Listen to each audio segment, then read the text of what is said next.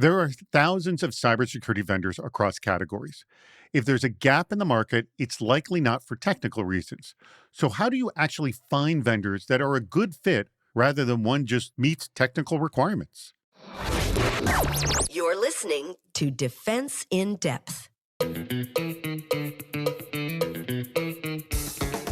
Welcome to Defense in Depth. My name is David Spark. I'm the producer of the CISO series, and joining me as my co-host for this very episode, it's Eddie Contreras, Senior EVP and CISO over at Frostbank. Eddie, say hello to the audience. Hello, audience. And David, thank you for having me back yet again. All right. Our sponsor for today's episode is Endor Labs. Multiple AI agents, one force for AppSec, zero distractions for developers.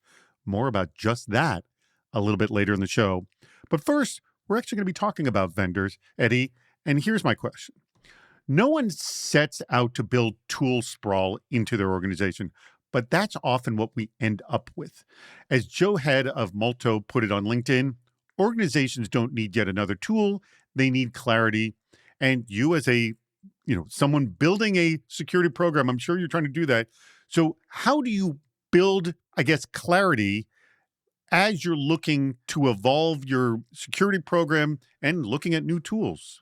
It's a hard question to answer, right? I think you have to understand how you got here first. So I'll give an example. Let's start with something that everybody knows, endpoints, endpoint security. Back in the day, there was AV and there was Symantec and McAfee. Then it evolved to EDR, Trellix and FireEye.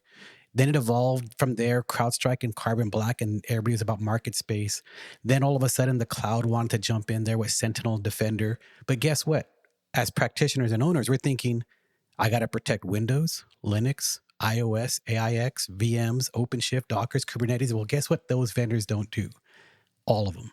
And so you're going to have this sprawl, and you're going to have to understand, how do I bring in portions of these relationships knowing that they all can't do one thing? And everyone, as I hear this again and again, feels like they're a special snowflake. And so you got the special snowflake buyers, you have the vendors who are often point solutions, or they're trying to cover everything, but no one really does that well. And that's why we get tool sprawl and a patchwork and desperately trying to get things working together. All right. Someone to help us with this discussion, who I'm sure has dealt with this for many, many years.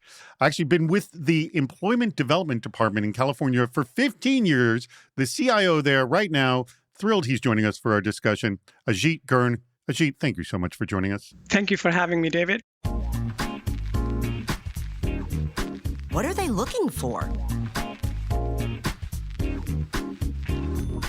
Ravi M. of EFT Consultants said, quote, most security tools are still designed from the top down.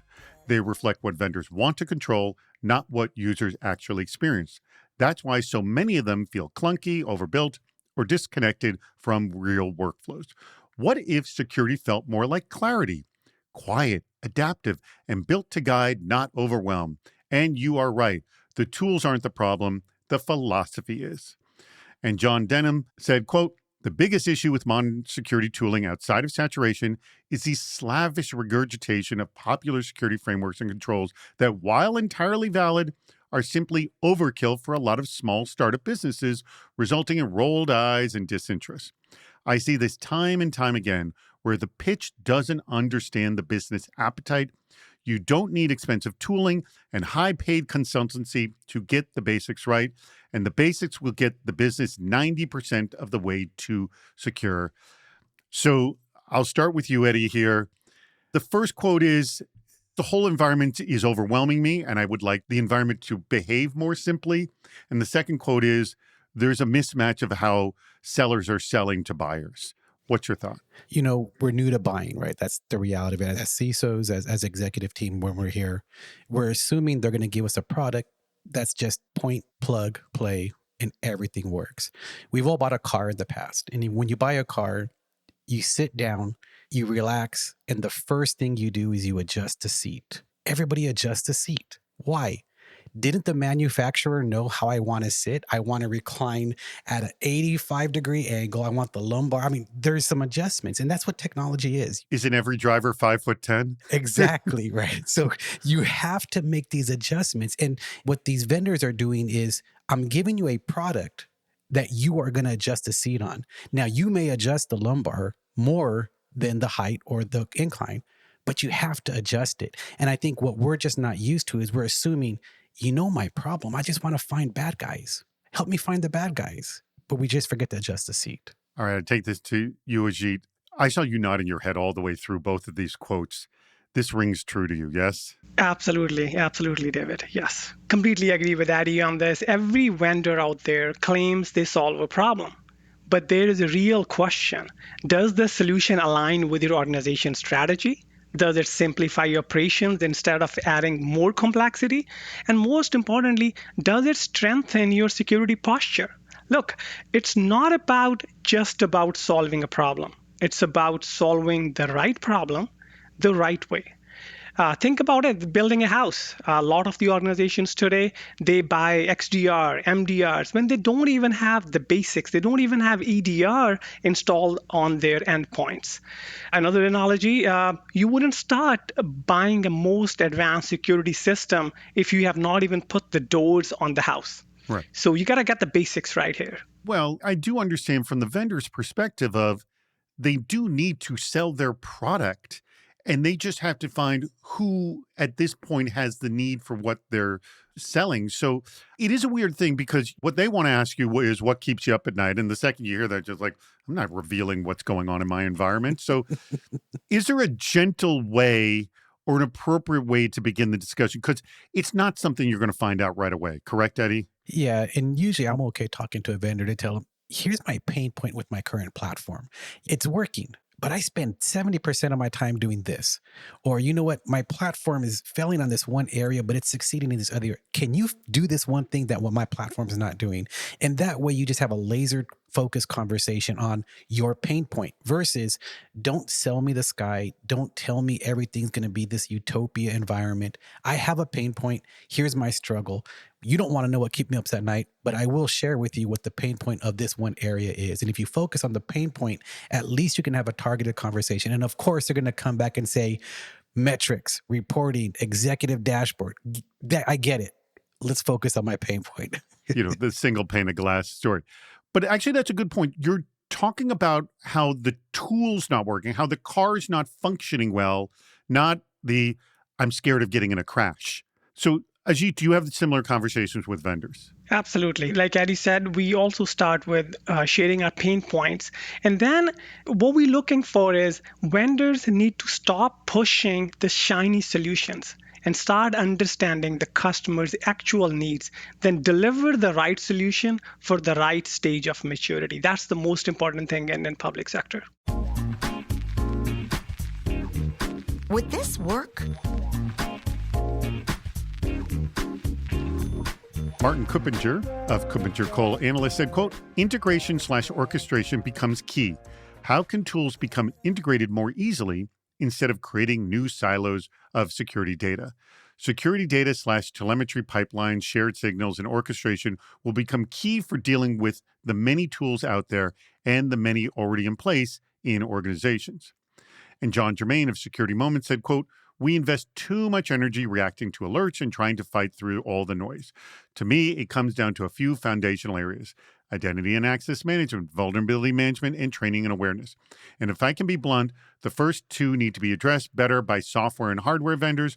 There is no reason why we should not push back on vendors to make more secure products and stop allowing them to transfer the responsibility for fixing them back to the consumer.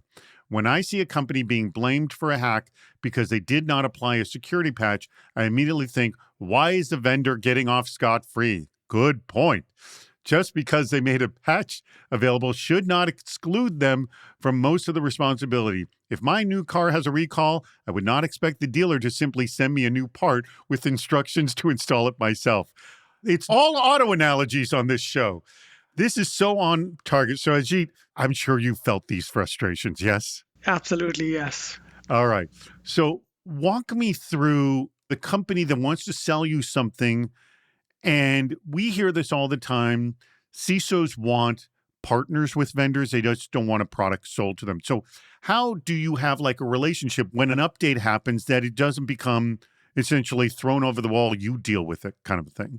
Yeah, no, I think it begins with the trust. It begins with the trust, establishing that trust with the service provider you are dealing with. Now, what I've noticed in cybersecurity today is reactive. We are drowning in alerts and dashboards and tools, and yet we are still struggling with the same fundamental problems that are plaguing all the government sector here.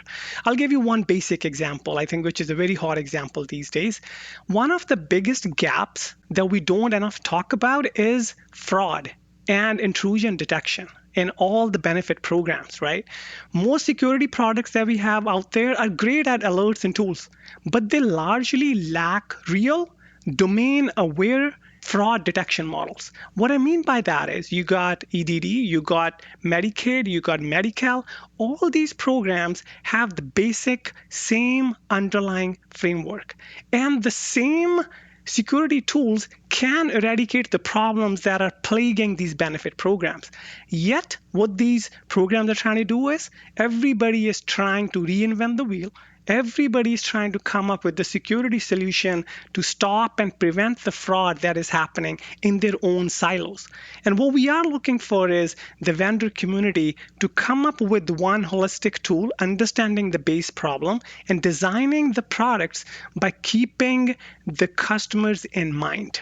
You know, it's interesting you bring that up because whenever I've seen like fraudulent emails, I see all the telltale signs. And I'm thinking, could easily be discovered by a machine. If a link is popping up a page that looks like a Gmail login account and it's not Gmail or Google, that should be enough. You know, like we should know from that enough.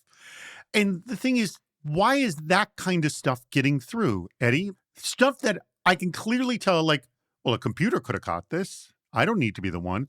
And the thing is, we know how damaging it could be if something like that gets through and someone enters their, personal information. Eddie? Yeah, if it was just that easy, right? Here, you would assume, and I hear you, David, an email's so easy to catch, right? We can just catch it. We work in corporate America. Most of us have sophisticated systems, but we also work with entrepreneurs, innovators. We work with companies that have three-man shops. We work with people that are just coming out and they may not have that technology. So by blocking a legitimate fraudulent email, it's truly fraudulent. Sometimes you're actually blocking out true business. And so you have to be able to find that balance. You have to understand who's in my ecosystem, because just like we have vendors in this space, we also have customers in that space. And a customer may communicate like that. We have a vendor that may communicate like that. We may have a peer that communicates like that. So sometimes it's not as nuanced as just, oh, look for the bad URL.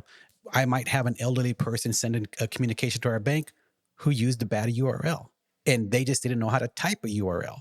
Doesn't necessarily mean it's nefarious. It just means, hey, I have to be able to communicate with that type of person. So yeah, it's a lot more challenging than just looking for the bad URL. Sometimes it's behavioral patterns. Oh, I know. I'm hyper simplifying. Yes. Yeah, I know. But I think that's the challenge that we run into is sometimes the technology by itself only gets us a portion of the way. And I think really the focus should be when we're talking to these vendors is instead of solving all my problems, maybe just help me prioritize the problems that I already have.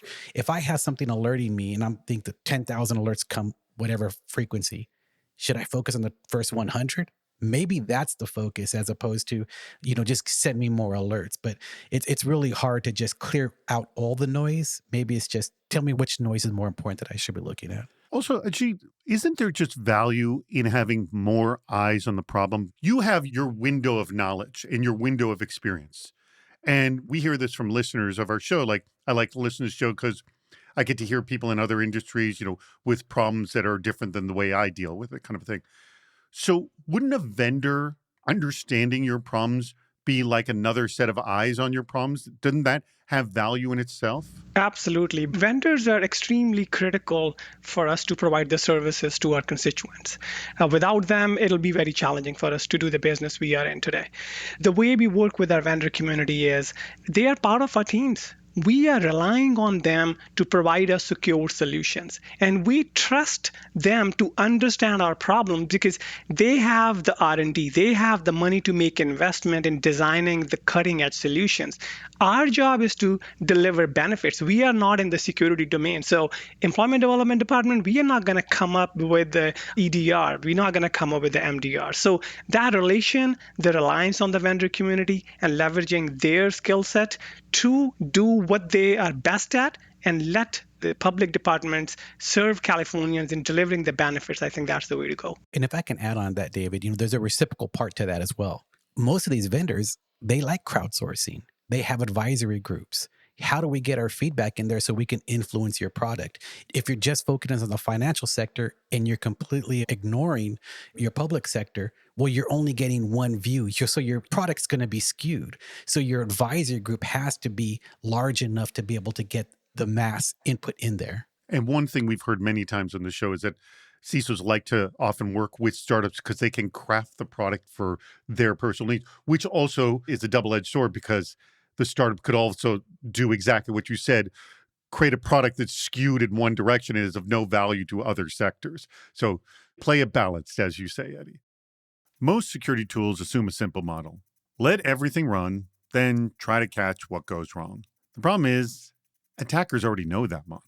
ThreatLocker flips the script with a deny by default approach that gives organizations control over what can run, what can access data, and what can elevate privileges before an attack happens. Instead of chasing alerts after malware executes, ThreatLocker helps teams define what should be allowed in their environment and blocks everything else by default. That includes applications, scripts, DLLs, and even which apps are allowed to access sensitive data, all without relying on signatures or behavioral guessing.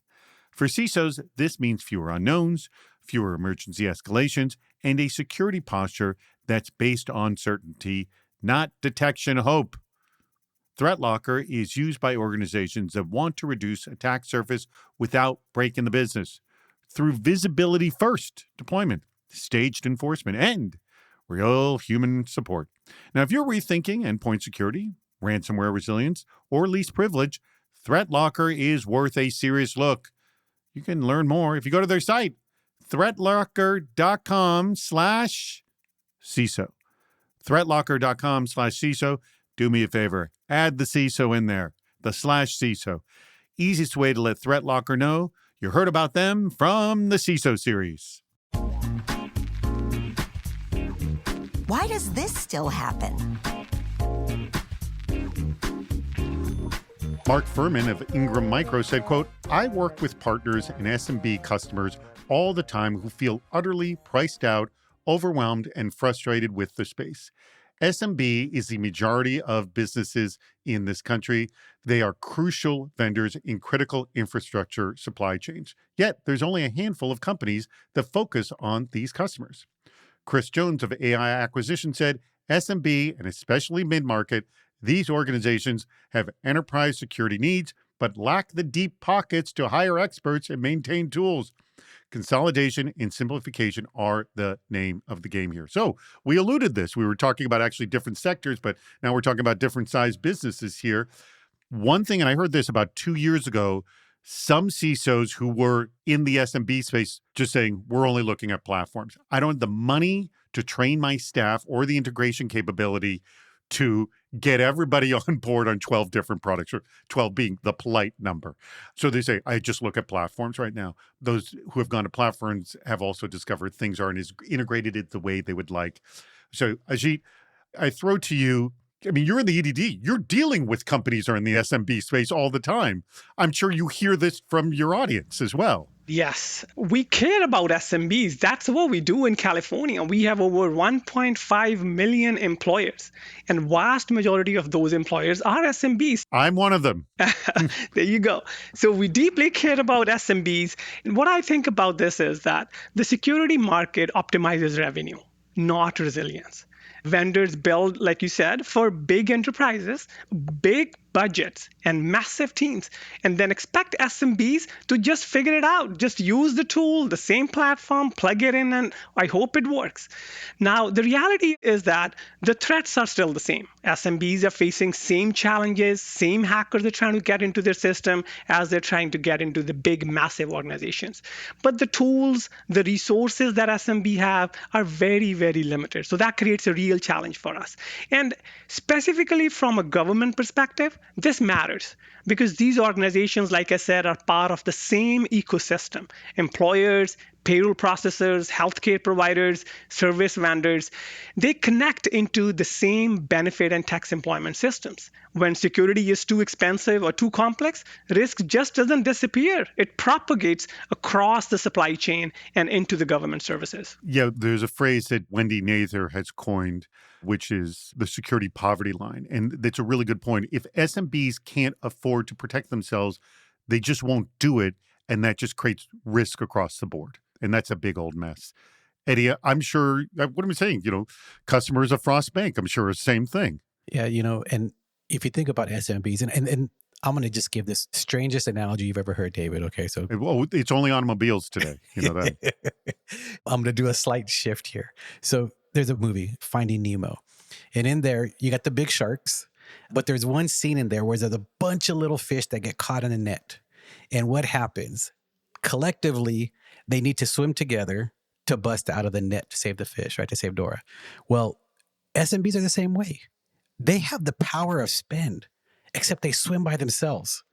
And this is where I think the power of CISOs and CIOs come in, because I can tell you on my text message chain, on my signal chain, if I'm about to go into a deal, I'm messaging about 15 other people saying, listen, I want to come in here. I need your backing. I need you to say something. And I'll come in there with the bravado of saying, you're not just selling to me. You're selling the potential of 15 other companies or 20 other companies or 100 other banks.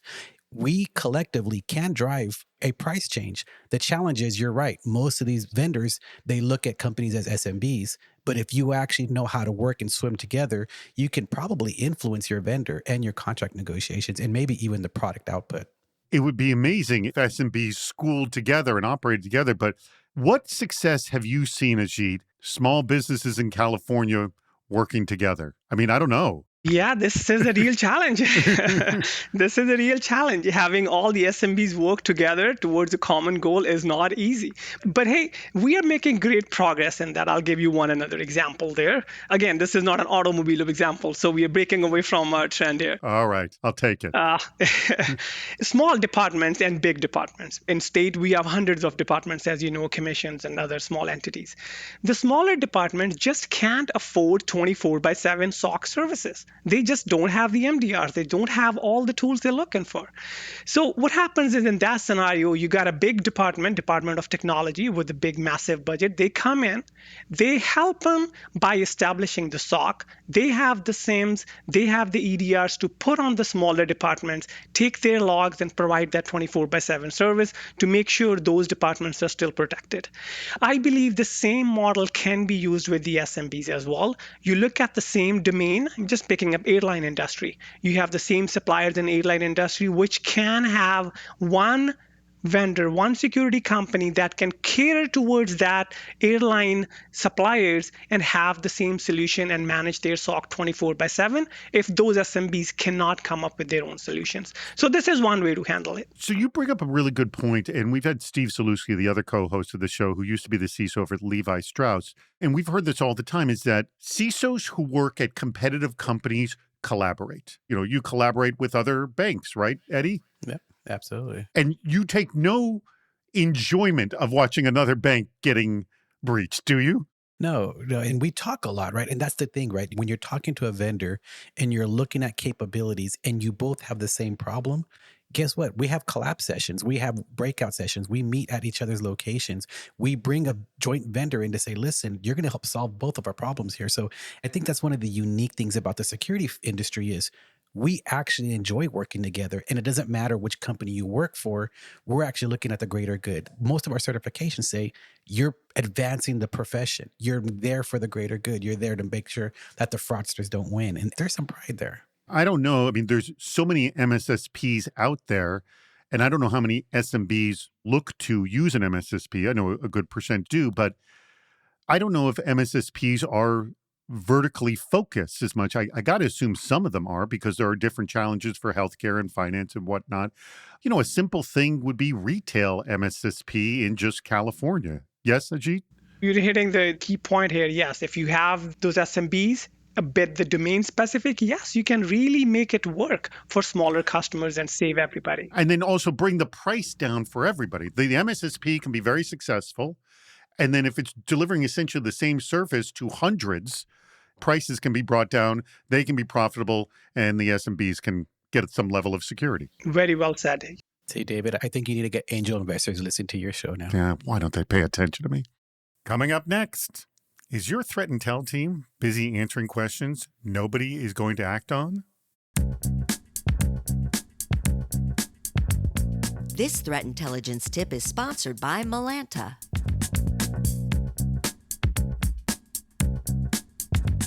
This might sound familiar. A security team has 6 premium intel feeds, a wall of dashboards, and a stack of weekly reports nobody reads. Then a board member asks, "Are we exposed to the campaign in the news today?" For all those tools, the team can't answer it cleanly. The problem was never a shortage of intelligence, it was a shortage of requirements. Most programs are collection-led. They buy the feeds first and figure out the purpose later. Mature programs flip that. They start with something like Priority Intelligence Requirements, PIRs, a discipline borrowed straight from the military and national intelligence. The rule is simple but unforgiving. Every requirement has to map to a specific decision a leader is going to make. The job is to answer the "so what?" and drive a decision, not to report the news. Here's how to get started. Audit your last month of intel output and look for anything that doesn't trace to a named decision and the person who owns it. If your PIRs never change, you're tracking your own plan instead of your adversary.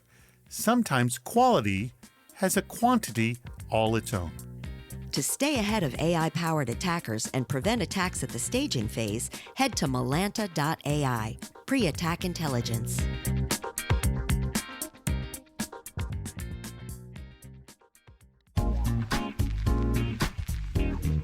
Why are they behaving this way? Jai Balasubramanian of Strike Ready said, quote, "It comes down to poor, lazy design.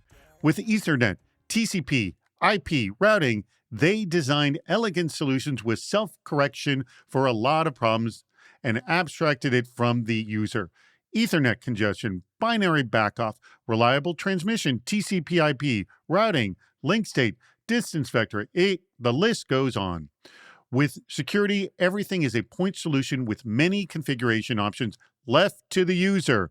L3, L4, L7 protocol configurations, email, web, content, file, DDoS, a full mesh encode, VPN. Is everyone getting confused now? Requires n-squared configuration parameters for all those point-to-point links. The story repeats everywhere. Forget SMB. Even enterprise and SOC administrators struggle daily and crave for simplicity."